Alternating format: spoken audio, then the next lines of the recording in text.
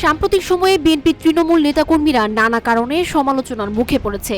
অভিযোগ উঠেছে ক্ষমতায় না আসলেও তারা দাপটের সঙ্গে দল চালাচ্ছে এবং নিজেদের মধ্যে বিভেদ সৃষ্টি করছে। শোনা যাচ্ছে কিছু তৃণমূল নেতাকর্মী চাঁদাবাজি, দখলবাজি, এমনকি মাদক কারবারের সাথে যুক্ত হয়েছেন। এসব ঘটনা সামাজিক মাধ্যমে সমালোচনার জন্ম দিয়েছে এবং দলটির ভাবমূর্তি ক্ষুণ্ণ করছে।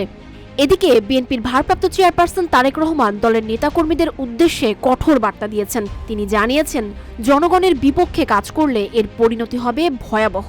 তবে এসব কঠোর বার্তা সত্ত্বেও তৃণমূল নেতাকর্মীদের আচরণে কোনো পরিবর্তন আসছে না।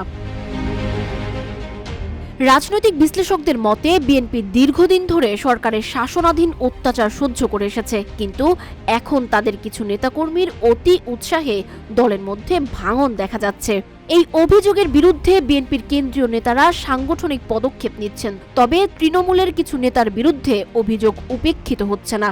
তাদের বিরুদ্ধে দলের পক্ষ থেকে তদন্ত চলছে এবং শৃঙ্খলা ভঙ্গকারীদের বিরুদ্ধে ব্যবস্থা নেওয়া হচ্ছে।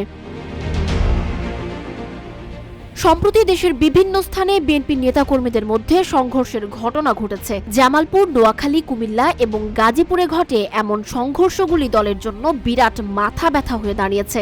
দলীয় শৃঙ্খলা রক্ষায় বিএনপির কেন্দ্রীয় কমিটি আপাতত শক্ত অবস্থানে রয়েছে।